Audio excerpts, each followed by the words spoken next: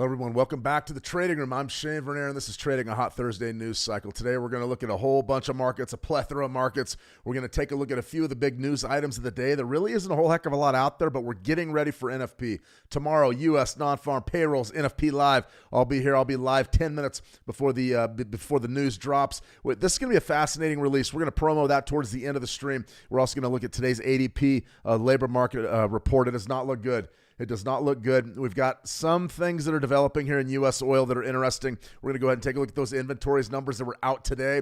We're going to go over why they were out today, of course. And then we're going to look at a U.S. 100 orb that was just a miserable loser. This is one of those times when we want to trade orbs. We want to trade breakouts. I'm going to sort of show you the difference between the 30-minute orb and the 15-minute orb. I know most of us like the 15. I like the 15 too, but I'm partial to the 30, especially when we start to see real sluggish price action early in the session, and a lot of that is because of what we've got coming on the news cycle. So we've got a big-time news cycle. We've got a lot going on. We've got a lot to trade. We've got some Forex pairs to look at, Australia dollar, U.S. dollar, Kiwi CAD. We're also going to look at the Euro USD, and we had a real similar trend line develop. Instead of a bullish trend line, this is a bearish trend line, and that type of trade is starting to develop here in one of our other featured pairs for today. So it's good to see everybody back. Hurst Warren's good to see you. Hurst, 44, the Punisher. Good to see you, the Punisher. Right on. It's like a big fullbacks number, 44. Sorry, I'm in full football mode. Montana Grizzlies open this Saturday night, so I got season tickets. We're already getting excited for the big opener, but everybody else pretty much opened last week. But always a lot of fun this time of year, that's for sure and certain. Andrea Gorwal, good to see you. Andrea, welcome. Alan, good to see you. Hi. Let's go ahead and get it. Let's see. Yeah, tomorrow. Yeah, there you go. The Punisher. I love the name. That's what we should start calling these streams, the Punisher streams. I played a little fullback when I was in junior high before we made the transition under center to quarterback. But yeah, that's I get a kick out of that. Tina Jin, good to see you. Tina, welcome. Jay King, hello everybody. All right, you have any questions at all? This is a great stream to ask. We didn't really get the news events that I was looking for today. I was looking for something else out of the Trump administration. Not much other than the big hearings about big pharma in front of there's some sort of congressional committee right now, and Kennedy's in front of it. We're just going to leave that where it's at for right this minute. But we may be talking about those big pharma stocks a little bit later on, probably next week or the week after. What's happening today with the new regulations and the new vaccine policies, it's going to affect things like Pfizer, Moderna. You guys know all the vaccine makers' names. They're all going to be impacted. So we're going to go ahead and probably take a look at that towards the end of the month. I want to see exactly what happens and how the dust clears. So let's see. The ISM services PMI is higher. Yeah, definitely. Tina, the thing about those academic numbers is, I don't know. We've been looking at PMIs all week. Do they really matter? I make the case that they don't, but we're going to go ahead and we'll probably take a look at a few of them today. All right, everybody, remember, if you want to be a part of the Switch Markets community, you're in the right place. We're sort of melding the how to trade, the education from how to trade to the brokerage services of Switch Markets, and the idea here is to build one strong community. We're going to be putting more and more content on the Switch Markets YouTube channel. So if you haven't checked that one out, you're probably going to want to check that one out, the How to Trade YouTube channel. I think we may be posting there from time to time, but if you're watching there and you want fresh content, you want all the things tools-wise, like we've got a couple of tools videos that we're working on now, but we're also going to be building a ton of shorts. That's where our shorts have been going live lately, and also I believe we're going to have a webinar that's going to drop September 18th. I think you guys are going to be interested in that. It's how to use the algobuilder.com framework and get you up and running with AI in your trading. That's for sure. So there's a lot coming out right there. Jay King, do you have any videos on trading news basics, specifically on Forex? Yes, we have them in the Academy. I did. Actually, they're probably on the Forex Signals TV channel as well. And it's called Trading News Events. I go through all the different news, news outlets and where you can get your news, and also how to read the news. It's always on relative analysis. So, yeah, there are some videos out there. Check out Forex Signals TV. Go there. And it was an older video, so it's on there, or it's in the How to Trade trading room underneath our Academy. We got a ton of content in there, so definitely check it out. All right, guys, Tuesday through Thursday. Today's Thursday. Remember, we're aggressive. We're especially aggressive this time of year. I want everybody thinking big. Now's the time to have the big thoughts. Now, that doesn't mean go crazy with your leverage. Don't go crazy with your leverage, but definitely, there's an old saying called setting the apple. If you're going to set the apple, maybe now is the time of year to be looking to do just that. This week, if you got off to a sluggish start or a slow start, just take it easy. Next week, we go hard, but this week, pretty good week to be going hard too. Focus on your execution, cash in on your opportunities. If your plan says trade it, and build the account. Tuesday, Wednesday, Thursday, psychology. Right here, we're going to start off with a trade update. I was asked to draw up something on U.S. oil yesterday, and I went ahead and pulled up an old, one of my old favorite charts here, the weekly chart for the U.S. oil contract. So you can see we're still targeting that 65 level as being robust topside resistance, and there's really a lot of reasons to believe that that's going to be the case. Right here, you can see our weekly. We've got a nice spike high, nice spike low. There's your pullback, 64.91. Very nice. Very nice. Why do I like it so much? Because 65 is right there. Okay, we've also got our 13-period EMA, which is right there at 65.15. So we've got a lot of stuff going on right there between 65 and 65 and a quarter. I like that. So the big question that everybody's going to ask, and I was asked this yesterday in a private message, was, okay, Shane, well, you loved 65, but that's not the top of the market. Why are we going to trade that again? Why would you want to take that short, even though we traded all the way up to that 50% level, which was 66? A couple of things I want to cover here. There was really a great comment in the live chat in our How to Trade room from an old trader, Wizard Alvin from New Zealand. He knows the markets. He's been in them forever. He knows what he's talking about. He says, I'm having trouble putting my finger on why we had the big oil rally on Tuesday. And the answer was very, very simple. It was the beginning of the fall season. He says, Shane, why would it rally bullish? Because it didn't really matter what happened price-wise. We had a big spike of participation back in that market. So we came out of the Labor Day weekend. Labor Day itself was very slow. Like I said, we put the hat on. We were having fun. We weren't talking about really getting involved with any meaning. But Tuesday was completely different. And if you want to take a look at this daily on the U.S. oil chart, you can see right there, what do you have? Bang, bang, bang. So your 2nd of September, your 3rd of September. Today's the 4th. Remember, that 2nd of September, that on your pricing chart probably includes Monday. if in fact your CFDs were open overseas or your futures markets. I thought it was futures may have been an early halt. To be honest, I didn't even look at it. It was either an early halt or a no trade. Typically, days like bank holidays are early halts for futures. And what happens to your charts is those all get compressed into one day. So what do you have? Yesterday's the 3rd. That's Wednesday. Tuesday was the 2nd. The 2nd is why you got the big rally, and the technicals didn't quite mean as much as they typically would. Now, do I believe in 65? Yes. And there's a couple of reasons why I believe in 65 as being probably robust resistance and more than likely the intermediate term top of this market. Shane, you're throwing out 66. I said, yeah, I just told you why. It's more of an accounting error than anything. You've got the big rush of participation after the market closure. Market goes crazy.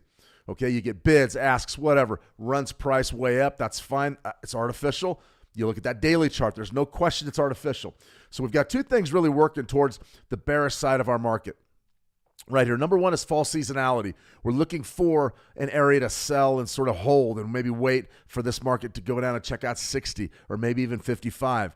But there's another thing that's sort of developing here, and we really need to take a look at this if we're going to talk crude oil here. And what this is right here is our weekly petroleum report. Now, this is the EIA.gov, the Petroleum Supply Weekly. What you're going to want to do is just go ahead and run a Google for EIA's weekly supply report. It'll bring you to this web page. This is sort of one of the front of the EIA web pages. And you just go right there to Weekly Petroleum Status Report Highlights, and you click on that PDF, and it opens it up. And this is just a brief. This is, instead of digging into the charts and all the nuance, listen, we're not energy experts. You know, I don't work for Halliburton or Hess anymore. All right, we're not executives at Shell Oil. We don't need to know every little thing that comes out in that brief. What we need to know as active traders is this. You go right down to the third paragraph. You say U.S. commercial crude oil inventories increased by 2.4 million barrels. Okay, at 420.7, U.S. crude oil inventories are about 4% below the 5-year average for this time of year. Now, you're still running behind the average, but that's a lot better than the 6% from a few weeks back. So the situation is improving. Next week may be a completely different story. I look for this right here. I look for supplies to begin building as we go into the fall months. And once we get that, it should be a bearish market driver here for your U.S. oil contract. So we're looking at that closely. Now, Shane, why did it drop today? And I'd say, well, it dropped today because we had the Labor Day holiday on Monday. When that happens, the oil inventories report comes out a day removed. So instead of Wednesday at 10:30 a.m. Eastern, I believe it was today. Well, no, it did come out today, but I believe they bumped that a half hour due to your EIA natural gas reports come out today as well. So a lot going on there. Absolutely a lot going on there. The crude oil markets have been crazy. I love selling 65. So if you want to check out that trade idea, it's in the How to Trade trading room. You just click follow and it gets beamed out to your email address. But I love that 64.91. I believe we're selling 89s. I like that area right up in there is a pretty good area for topside resistance. We're only about $1 away from that. We could easily get that tomorrow in NFP, maybe even during the overnight. I love it. If we get a chance to sell 65s, we're going to go ahead and sell 65s. All right, Australian dollar, U.S. dollar. I did want to cover this one right away very early in the stream because I know a lot of you are trading it right now. It seems like everyone wants to trade the Aussie. And I go, okay, that's great. And the reason why they want to trade that Australian dollar is because of what's going on in gold. Now, I got this question on a private chat the other day. It was, Shane, why do you say gold would drive the Australian dollar? And the idea is very simple. Australian economy, Australia itself, tremendous amount of mining activity. Now, when you have a big industry, say in a country like Australia, which is an absolutely enormous place, you have a lot of mining, that's great. But what's that mining going to do? It's going to represent a large portion of your economic output. It's going to be a big part of the economy. And what happens is when that industry looks good, whether it's mining gold, for instance, or whether it's drilling, cultivating oil in Canada, that's going to impact the domestic currency. So it stands to reason that maybe the more the gold's worth, probably the more that the Australian dollar is worth. So the idea there is it's going to be positively correlated. Now, do we see the same type of bullish breakouts that we do in the Aussie as we are in gold right now? No, we're not, but it is a vital underpinning. Now, there's really three things that the Australian dollar can show a positive correlation to, at least in the mining sector. You'll be looking at gold, iron ore, and copper. Those three right there are going to give you a pretty good idea of what exactly, that Australian mining industry consists of and how you can maybe trade it. So if you see a big day up in gold, and what do we have up for today in gold? Not really much, sort of flat, off a few bucks. That shouldn't surprise anybody. We'll look at gold and silver here in a minute, but you definitely want to be aware of what those metals are doing when you're trading the Aussie. As far as iron ore goes, I mean, we could probably pull an iron ore chart, but I believe that's going to be more of a spot market type of a thing. I would stick with probably copper and gold, and for me, I just streamline it right down to gold. Positive correlation. So the idea here is very simple. The idea is that you're going to have gold trading high, so you're going to have the Aussie sort of showing strength against the U.S. dollar. This is a nice monthly chart, though. Very simple. Spike high, spike low, and then you're looking for this pullback right to like 63.50-ish. That's a pretty good one, 63.59. Let's go ahead and take a look at this Aussie on a different type of strategy, though. I sort of get lost in the Fibonacci's. I want to thank everybody that sort of brought in the Fibonacci webinar from yesterday. Thanks for joining me. But as far as what can we really be expecting out of, say, a 920 EMA crossover? The 920, very simple, especially on weekly and daily time frames where you're taking swing trades, maybe long-term investiture. When the 9 crosses over the 20, when the red one crosses the blue one, you're looking to buy. When the red one crosses underneath the blue one, you're looking to sell. And you can see this weekly chart is pretty darn accurate. So we got a buy signal right there going back on the 5th of May. So theoretically, you could have been holding Aussies really all summer long, and you would have went from, 64.54 to 65.10. Is that really worth it? Not really, but we're still bullish.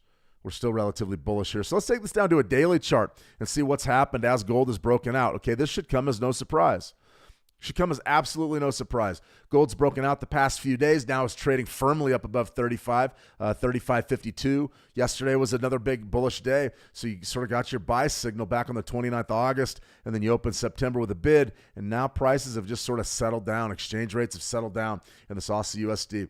I still like the long side. I think the 920 really shows you what we're expecting. We're expecting the Australian dollar to rally and sort of reflect stronger gold pricing and those US dollar rate cuts that we believe are coming anytime here, probably in September at the September meeting. If we get those types of things to play into the Australian dollar fundamentals, you're probably looking at the top side of this market. So if you're trading the Aussie, I would have a bullish bias. However, I would absolutely love to be able to get in there and be able to bid a macro level, which would just be, this would be it right here, right from this spike low, this panic low back in April where we saw the big tariff panic of 2025. Not really hearing much about tariffs anymore, are we? Bunch of court cases right now. Spike low, spike high, pullback, 63.54, 63.65. That's pretty good stuff. I like that one a lot. That's for sure. So that's what we're looking at for the Aussie.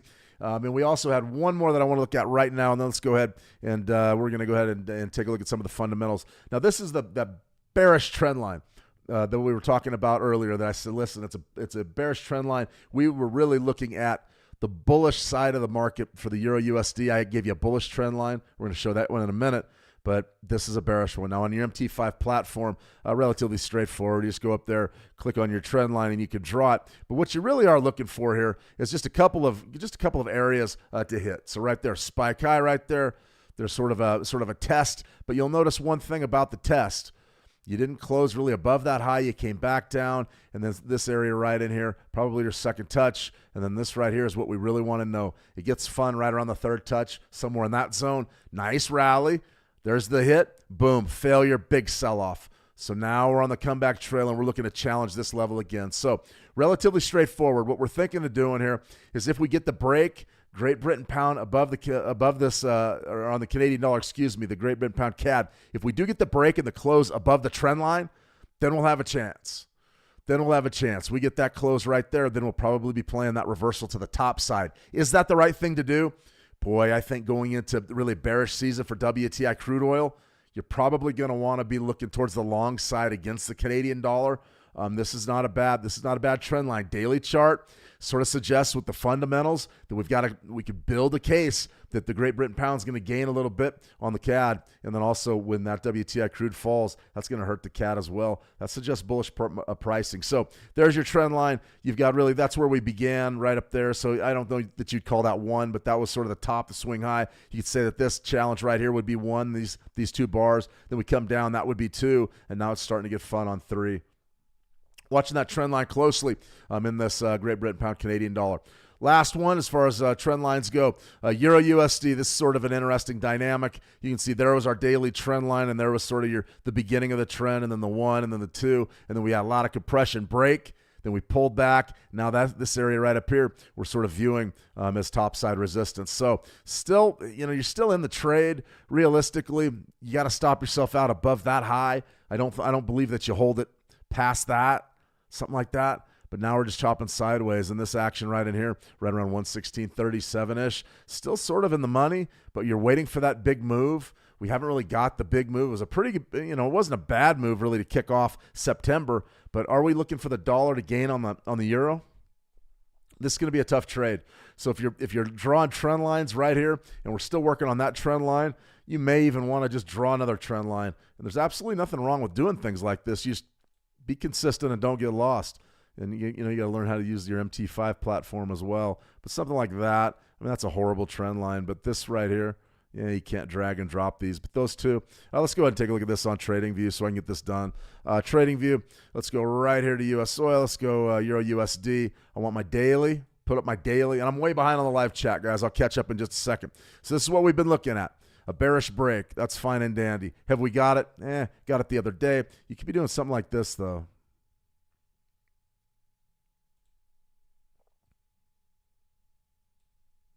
Now remember, trend lines are sort of fickle, and that a lot of people get really upset if they're not drawn perfectly. In my view, that's close enough. There's your first one, so you're sort of touching. Today's close is going to be big. Sort of have a little channel going there too. Are we going to break lower, potentially? If you're bearish, you want to see a bearish close here beneath that line. Is that line as important as the other one? Hey, it's just a secondary entry is all it is. So definitely want to be looking at that. All right, guys, so I got way behind. Good to see everybody back. T. Marina, happy Thursday. Good to see you. Let me see. Tina Jing, you said Bach to chalk. Yeah, that's one of the news videos that we do have in the Academy. Feel free to check that one out. Let's see. Hey, yes, sir. Good to see you. Man, I got way behind. Flash Golden, good to see you, Flash. Let me see. Tina, hi, Shane. If interest rate cut, does the S&P 500 Bitcoin will go bullish, and as it will boost the economy, but the Forex will lose with money as the base will go bearish, right? Well, Tina, that's a great point. If you do see an interest rate cut, the idea is very simple. You're going to flood the economy with dollars, all right? You're going to put more dollars in there. That's designed to foster economic growth. It's going to help companies grow and expand. They're going to hire. They're going to be doing more things. They're financing. They're going to rework their financing and their capital structures. So the idea by pumping money into the system is to get economic growth and put people back to work. That's just the way that it is. So, it's a great question. So typically when you see a devalued dollar, you're going to see economic growth. The biggest problem that you have with that scenario is inflation.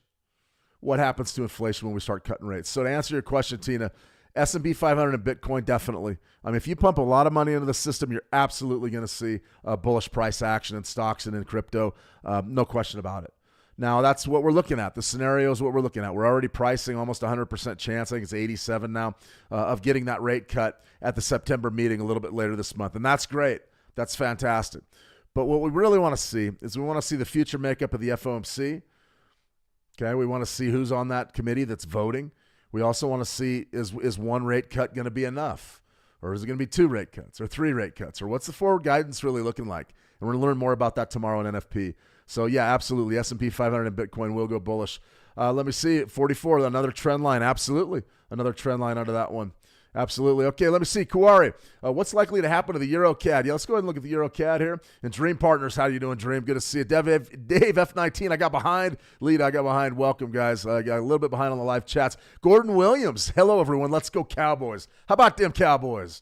I don't know. We'll see how they do this year. I'm not honestly. My wife's an Eagles fan, so I hope you don't unfollow and hey, just turn it off right now. But she's got Eagles gear everywhere. Her family's from outside of Souderton, which is just on the outskirts of Philly. But definitely, it's football season. So you guys pick your teams, sit back and enjoy American football season. It seems like it's always soccer season or European football season. All right, guys, let's go ahead and take a look at that Euro CAD. That's not a bad idea. Euro USD right there. Let's go Euro CAD. Are there any other trend lines we could really focus on? I'm not really focused on any other ones for right this minute. I do like that Great Britain pound CAD. I think that's interesting if we get that break up above that top side resistance. But right here, so what you got on the daily? we got a real slow market, so we're immediately going to back off to a weekly. But I will point out we broke above our 13-period EMA, which is sort of my preferred tool, and it's 160.83. So you're right up around 160.95, 161 is a key level, no question about it. It's been traded a lot, but still it has some relevance. Let's go to a weekly.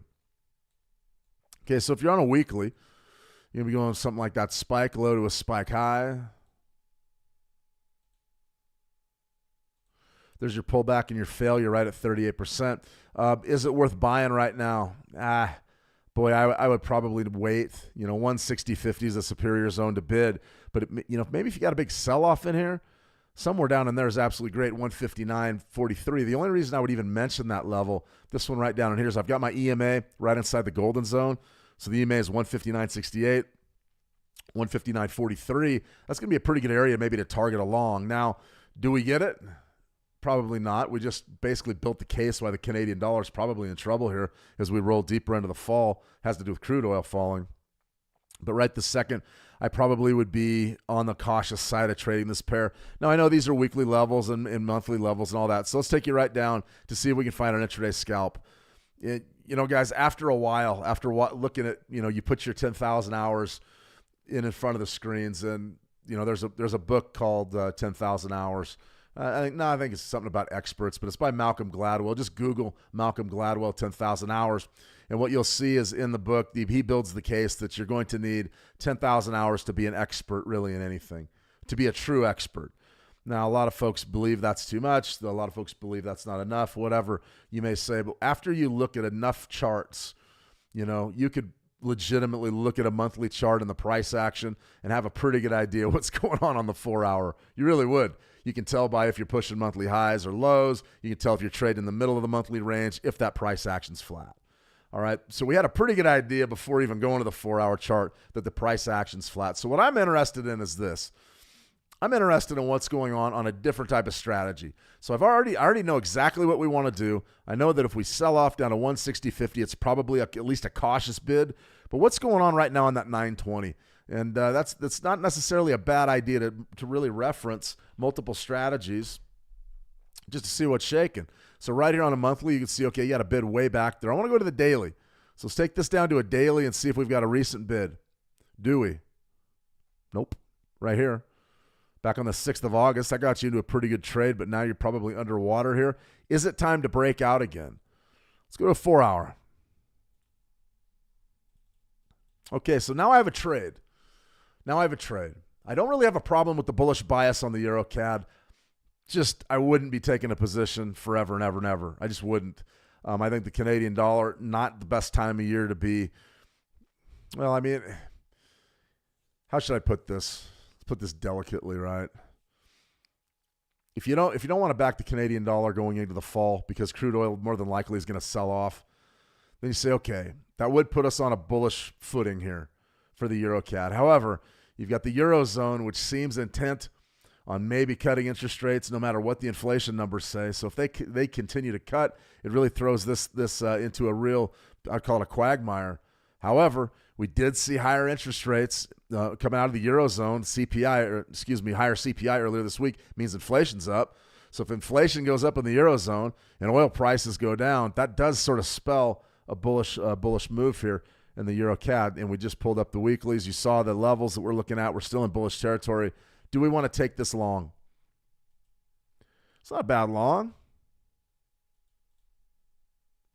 There's your entry point. Now, do all those fundamentals dictate what happens in this 4-hour trade? No. Do they help you, though? Potentially. Spike low there. There's your stop loss down around 160.20. There's your long right around 160.96 or 161. What does your trade need to look like to be successful? That's just a basic one-to-one. Let's go ahead and pull up our tool, long position. Okay. So what's our target need to be? We know where our stop is. Okay, so there's your stop. What is that?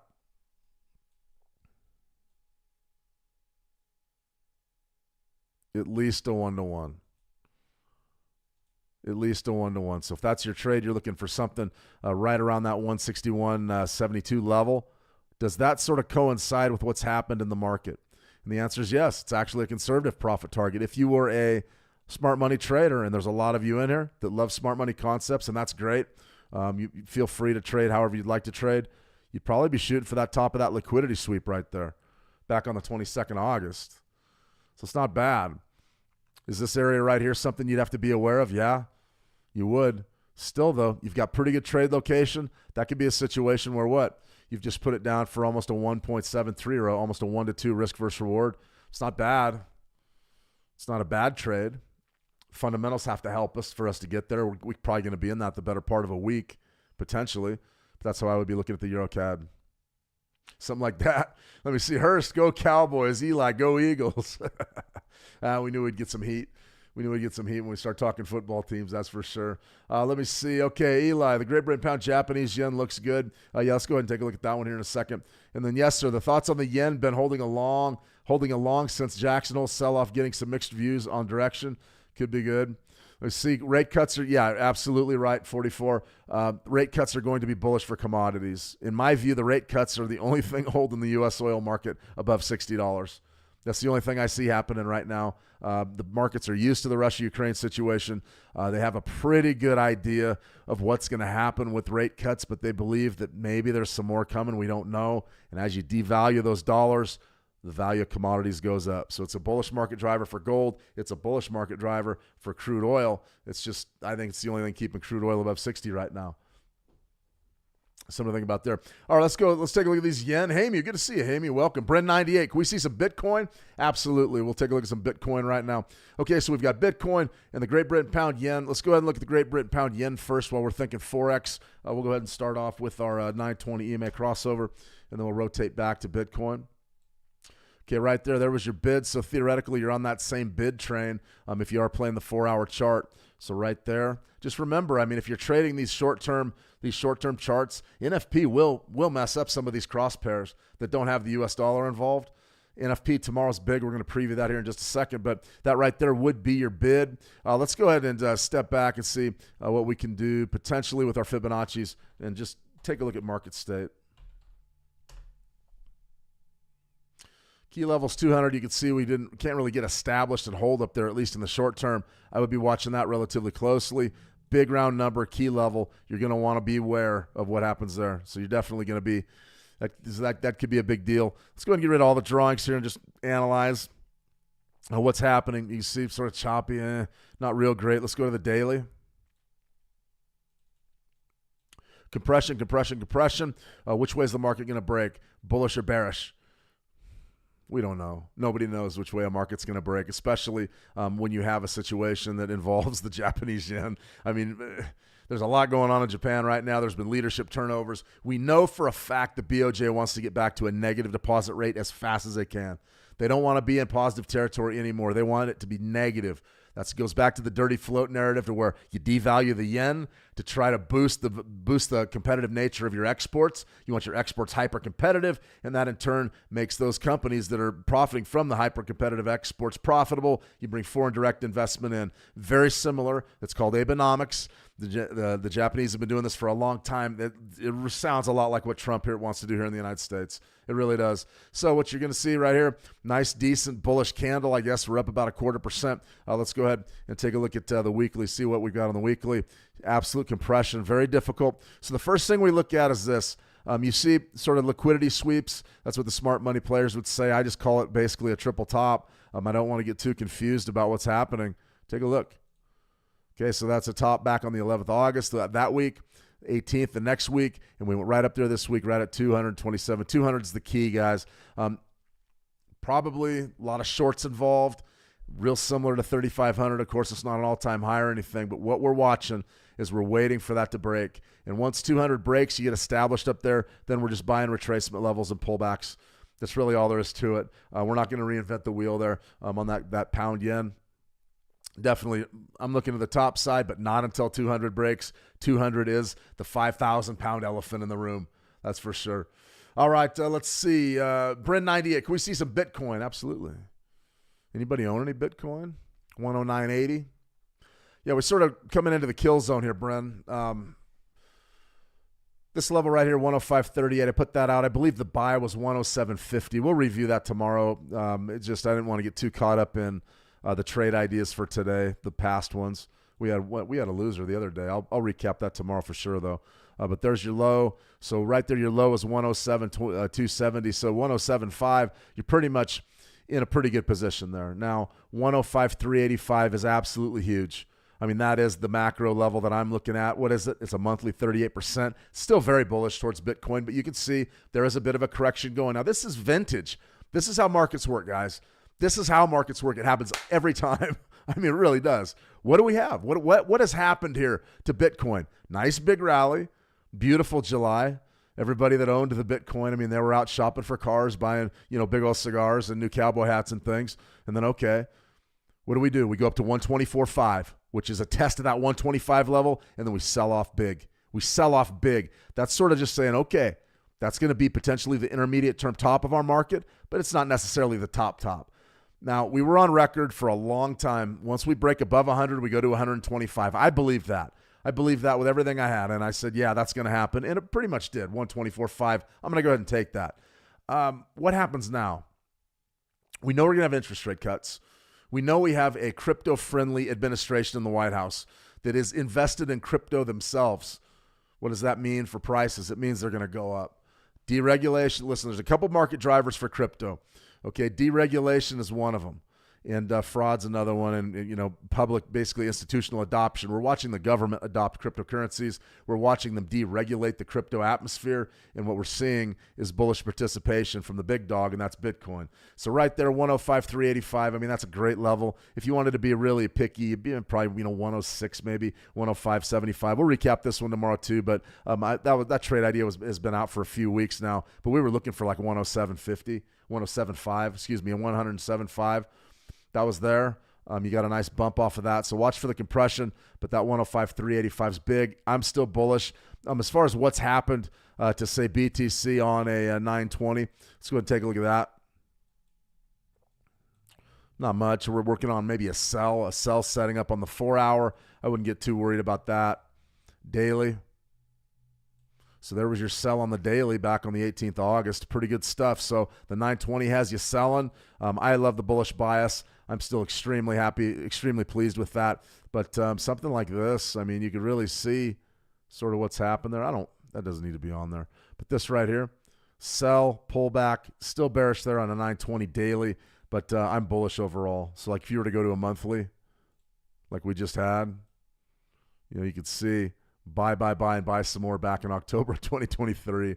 Really hard to argue with that. But short term, we are seeing some selling. Be ready. I love 105.5 down there. That would be pretty good. Not bad at all. So I hope that helps with Bryn. I think that's an interesting look at a market that's really moving. All right, let me see here. Tina, do you think the gold can pull back to the daily low after the news event to get in the market for a long trade? Yeah, that's a good question. We better go ahead and look at gold. I know that's going to be really a big deal moving into the NFP session. So this was relatively easy. You could see my little chicken scratches in my drawing. We sort of knew, we had a pretty good idea that this bullish pennant was going to break. Okay, there's a big run up, bang, bang, bang, and then we broke. So at the top side of this market was about 35.78. So we went about $78 up above that 3,500 level just on our initial washout that happened, just over the course of a few days. What do we think could happen now? I was a big proponent of any chance to buy 35 even. I would be in, no question about it.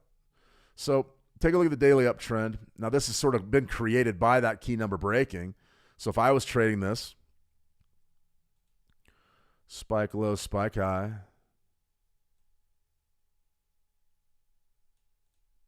pull back to 34.92, pretty tough. What happened today? 35.11. Do we believe that that's ever going to go? 35 is going to get tested even. I don't think so. This was a pretty big test. This was a nice big sell-off earlier today, and now you're back on the bull. This market's extremely bullish. I would definitely have those levels in my head.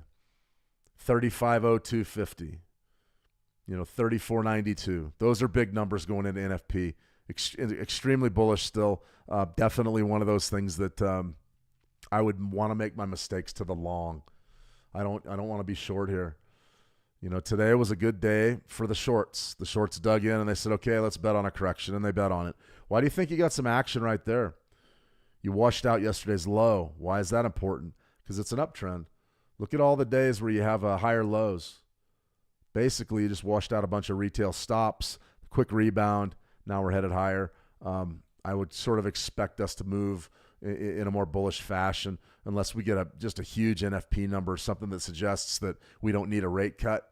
I think more than likely you're going to see gold move higher, Bitcoin move higher, and we're seeing the evidence of it, at least in our charts. Bitcoin, a little bit bearish on the short-term charts, but let's take a look at gold on a 4-hour. Interesting. Nice big sell-off, and now the rally still above the moving average. I'm still pretty bullish for gold, that's for sure. So can it pull back to the daily low after the news event? I think that you want to be any reason to buy gold, but the NFP number is going to be huge. I don't know that I would be net long or short going into NFP tomorrow just because it shakes gold up to such a huge degree.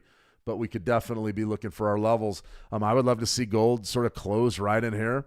You know, there's so much participation that on the NFP release, we could get a shot at 35s. I'm buying 35s all day long.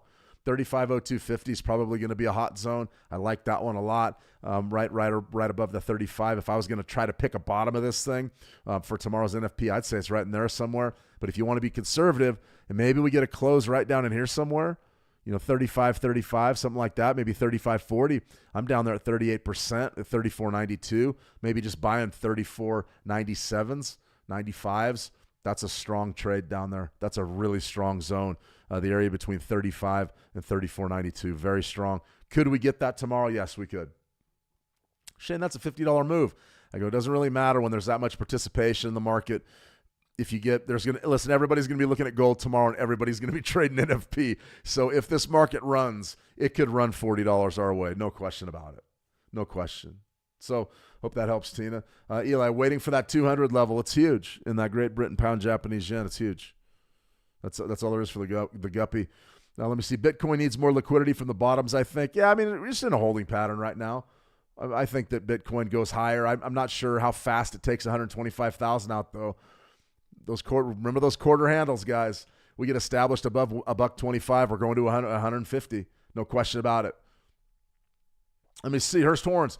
I've never traded Forex or gold before, only the indices like the MNQ, MES, and MNS. So you're trading the micro E-mini futures. Yeah, I mean, it's not a bad thing to trade. So if you were trading like the US 100, you'd see this orb got absolutely smoked today. Let's go to the NASDAQ. So here's your E-mini NASDAQ, something like this. Remember, these are getting ready to roll over. These are September contracts. So if you were going to trade the MNQ, excuse me, this would be the micro E-minis. So we'll still look at SEPI, September, and you can see that these are, I believe, you know, what are they, a quarter a point or something like that? So you could trade 4 or 5 contracts if you wanted. Let's see right there, 7:30 a.m. So this would be your orb.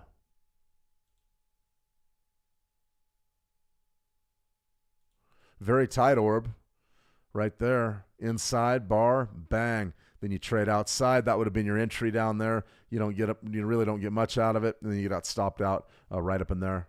So that would have been a loser on the orb, no question about it. Let's go to a 30-minute, though. Okay, 30-minute. It's bigger. But you got a chance to win now. First 30-minute opening bell, ding, ding. The second 30 minutes, so that's the first hour of trade. And then you get that break. You know, the 15-minute is a much smaller range. But when you get caught up in this stuff right here, sort of an inverted hammer and then a hammer and then the market breaks, I mean, that's one of the great things about the 30s. It can keep you out of trouble. And one of the good things about trading a micro contract like this, Hurst, so your micro NQ, is you can take that leverage way down and be able to play something like the orb on a 30-minute and not get destroyed doing it. Instead of $6 a tick, you could take it down to be $1 a tick, something like that. So there's a lot of different options to control your risk with. We give you the strategy sort of out front saying, okay, here's how you can enter and exit the market, and all that's great. But what can we do with our risk? Different contract sizes, different position sizes. Where would your topside target be on a trade like this? The smart money concepts, to be real honest with you, I'm not hugely, I'm not a big fan. That's okay. It doesn't mean you can't use them. That order block right there, that could be a potential target. Why not? Why not? Something to think about there if you're trading U.S. equities futures. All right, I love how they aggregate the multiple entries. Yeah, I like to use the micros and build in and out of positions. I love how they aggregate the multiple entries. Yeah, I mean, what you do is you just basically are dollar cost averaging in. You're just scaling in, and there's really no worries with that. That can get very touchy, though, especially if you're doing it in a losing position or a position that's underwater. So let me see. Yeah, so Hurst. So I can essentially move my positions around or drag my entry level to level using micros. It's great and a very high win rate doing it. Can you do that with a Forex, or is each entry separate? Well, I mean, theoretically, it's all going to be the same. So like if I buy, the euro at par value, the euro USD at par value, and then I go in again at par value plus a quarter, that should average me in at par plus 13 or 12.5. That's where I should be in. The only difference that you're going to have really with your Forex is that you're going to have the spreads to contend with. And a lot of times those spreads, if they're big on the currency pairs, you're going to run into different aggregation troubles, meaning it's not going to be as efficient as it is in the futures markets. I hope that makes sense, because you're going to have a spread to contend with. So you're going to be averaging the bid-ask spreads, and it probably is going to be, it's probably not going to work in your favor. Things very rarely do. When it comes to that, when it comes to spreads and things like that. Yeah, I see what you're saying. Hurst. Yeah, not a bad idea. All right, let's see. We got a couple things to do on the fundamental front. Let's go ahead and call it a day. Week 36 today was the ADP employment change. Really not much here. Labor market growth slows dramatically in August, with the U.S. adding just 54,000 jobs. The ADP is not a market driver. It's not a market driver, but this was the headline. U.S. private sector hiring rose less than expected in August and significantly cooled from the prior month, according to the ADP. Private payrolls increased by just 54,000, well short of the 75,000 estimate from the economist polled by the Dow Jones, and well down from the revised gain of 106. Thursday's release adds to an already concerning picture of the labor market. I'm not too worried about it. So maybe I'm just a fair weather guy, or maybe I'm just a happy guy. I'm not too concerned about it at all. I don't believe that the ADP employment change has much impact at all on the markets, and the reason why I say that is we got a little bit shaken up this morning. That was probably the reason for our orbs being a little fouled up. But take a look at what we're doing now. We're trending higher. So you could say that ADP, the negative headline sort of suggests that, okay, it's going to be a negative market driver. Well, not really. It's going to say that, yeah, you probably need interest cuts, and it's going to send equities indices to the top side. It's not going to suggest necessarily that you're going into a recession. Right now, guys, it's all about monetary policy. That's what it's all about. And the more that we believe we're going to get quantitative easing, the higher these markets are going to go. No question about it. All right, so ADP, non-farm employment change, really not my thing. News of the day, you can see that is the lead, 54,000. Came in beneath 73 expected and 106 previous. Continuing jobless claims, not really a huge number. You can see came in at 1940K. I don't even worry about continuing jobless claims. You don't need to. Initial, 237,000 above the 230 expected and above the previous release. So that suggests that more people are going to the unemployment line and getting those benefits for the first time. So that's definitely one that will raise your eyebrows. That is a weekly number, but still, guy, we're talking about a country that's absolutely massive with a huge population, and you're only talking about 7,000. I just don't see it as being a thing. In any case, 4-week average, you can have that if you want. Now, what we've got here, really a number that people were interested in earlier today was the trade balance. And the only reason anybody's really interested in it is because Trump's made it a big deal. Trade balance came in at negative $78.30 billion. That was a little bit more than expected and much more than the previous release. So that there's all sorts of tariff things that are dictating the trade balance right now, dictating those levels. So I'm not really too concerned about what the trade balance says. We'll see where we're at next year. But just remember, the United States typically always runs a deficit. I would be absolutely shocked that even with the tariffs and all the new trade policies that trade balance ever goes positive for the United States. I just don't see it. So something to think about there. If you get caught up in those things and you're a wannabe, not a wannabe, but if you would like to become an economist, well, you're going to have to learn about all that stuff. To me, they're just accounting tricks. News of the day, ISM non-manufacturing PMI came in at 52 over 50. ISM non-manufacturing prices, now that's the inflation indicator, came in a little bit less than expected as well. Those are academic numbers. Remember, the Institute of Supply Management, the ISM, that's a think tank. So if you're familiar with the military, the think tanks, the RAND Corporation would be a great example. I would call the ISM a similar type of organization that does things facing the U.S. economy and probably the global economy as well. The PMIs, these things are academic numbers. If you work at the ISM, don't hate me, but I just am not sure what these numbers mean. And I would say, well, you just need to boost your sophistication. I said, no, I don't think they mean anything with regards to the markets. I guess that's what I'm talking about. We could sit down and read what they are and figure them all out. It just isn't a market driver. The only thing you need to know about the ISM, the only thing you need to know about these secondary releases that occur during the U.S. session is, let's say you're trading on a 1-minute chart or maybe a 5-minute chart. You're going to get a spike of volatility on those short time frames. But if you're in the broader picture, the broader perspective, it's not going to shake your foundations. It's a bump in the road. So if you're a 30-second scalper, yeah, you probably should know when it drops, but you don't really need to know what it means or what it says. Just know that it's going to create a little bump in the road. I wouldn't worry about it, though. Unless we saw an ISM number come in at like 85 or come in at like 10, and then the ISM people are saying, whoa, we got a meteor coming towards the earth or something. If it's a major surprise, then yeah, maybe everybody will panic. But those aren't surprises. Those mean less than nothing. Crude oil inventories, we already hit that up. You can see we came in with a bit of a supply build. All right, this is what's important for tomorrow. We'll be on 6:20 a.m. Eastern, my time, 8:20 a.m. or 6:20 Mountain Time, 8:20 a.m. Eastern. It's going to be an interesting type of a dynamic because the entire world's watching this U.S. NFP report. I believe that we're going to see. I think it's going to be a bad one. I really do. I just don't see I don't see the jobs recovering nearly as fast as we would be led to believe. There's a lot of layoffs right now, and that sort of came out in that JOLTS number yesterday. Corporate layoffs were up. Quits weren't up, which is just people quitting. Layoffs are up. Typically, when you get into a tighter job market, the quits are way down because nobody's quitting their job, but the layoffs are way up. We're starting to see the corporate layoffs head north. That's a challenge. Let me see. Sharif, good to see you, Sharif. Welcome. Here we go. Non-farm payroll, 75,000, up from 73,000. That type of estimate tells me that nobody knows what's going to happen. Well, it came in at 73 last time. We're just going to say 75. This is what's important. Unemployment rate, 4.3%. Will it creep higher from 4.2? Remember, 4.0 is the Fed's benchmark. That's what they see a 4% unemployment rate as being acceptable. So that, remember, 2% inflation is what they're looking for. 4% unemployment's doable, right? Those are the metrics. 4 and 2. What happens? What happens if that thing comes in at 4.5, 4.6? That's what we're waiting for, and we believe that it's possible just because of the impact of some of the policies that we've seen this year. We're starting to get into they've been in action for 90 days, 120 days. We're going to start to really see the impacts of the tariffs and the new trade policies from the Trump administration on employment. It's going to be interesting. We're also going to see the impact of higher interest rates. United States has held rates higher for longer than everybody else. No question about it.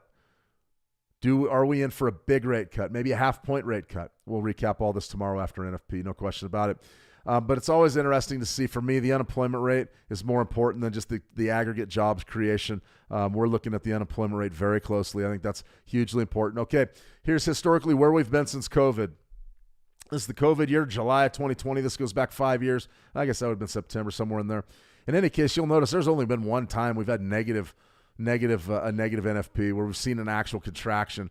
So it's not common to see a contraction, but take a look at where we've been this year, this summer especially.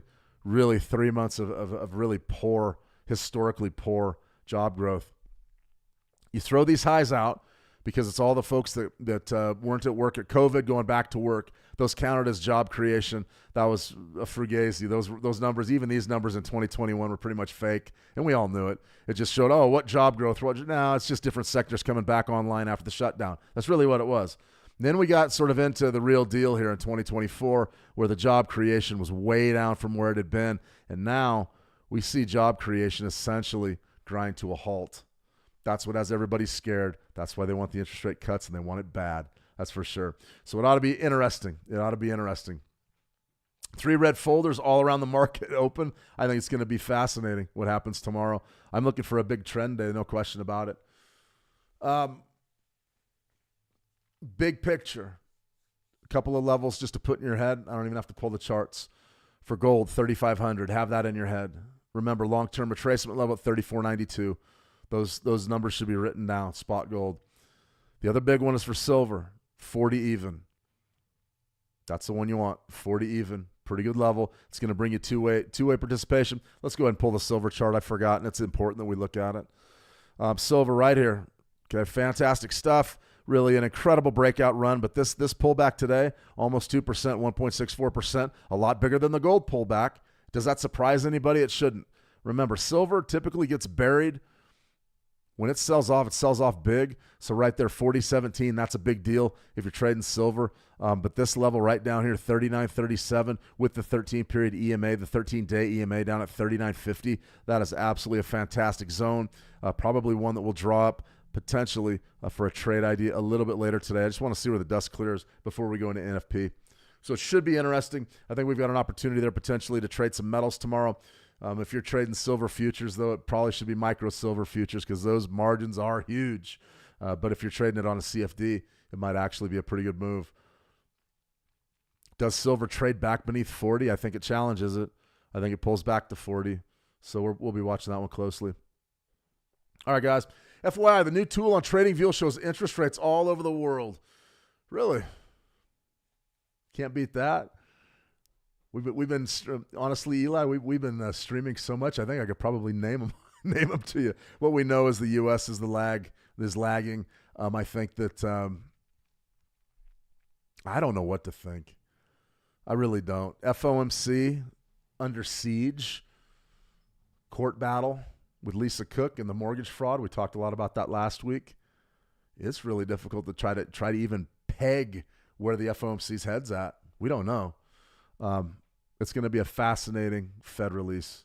No question about it. No question about it. All right, everybody, I'm going to go ahead and sign off here for today. I got to get cracking on tomorrow's stream. It's going to be a good one. I think we're going to do some high impact trading. I really am just falling for the 920 EMA. It's one of those that when we first made the video, I said, this is interesting. It's interesting, but you really see the potential of that thing. And so we're going to be looking at that probably on very short time frames. We're going to use some RSI confirmation. We may use the 9 EMA. I don't particularly care for the 9 EMA, even with RSI right after a big event. It seems like we invariably get chopped to death. So I want to make sure that we have a shot to maybe bank a few pips. We'll be looking at that. And then also the Fibonacci retracement levels. We'll have a set of those ready to rock and roll. No doubt about it. All right, everybody. Have a nice day. You guys have a fantastic day. Eli, coffee in the morning. Yeah. It's going to be about, I'll be up probably grinding the beans at 4:45, 4:30. Callie, you're absolutely welcome, Callie. Gordon, good luck with your Cowboys or your Eagles, whoever you guys are taking or whoever you're fans of. The NFL does open this week, so it ought to be a pretty interesting week. I think that, if you make a little bit of money on NFP, maybe you can put some bets out on Sunday. I don't know, though. That's up to you guys. All right, everybody, have a fantastic trading day. Get ready for NFP. We'll have a trade idea out probably right around the Asia Pacific Open, so you'll have it when you get up to trade your London session, and then we'll be back for NFP Live tomorrow, 10 minutes before the number drops. We'll give you the preview of what we're expecting. Any news at all, we'll be all over it, and then also the key markets and the key levels. That's really what we need to do. Alan, peace out. All right. I like it. Have a good one. You guys have a fantastic trading day. Remember to finish strong, trade the action well, and we'll talk soon. See ya.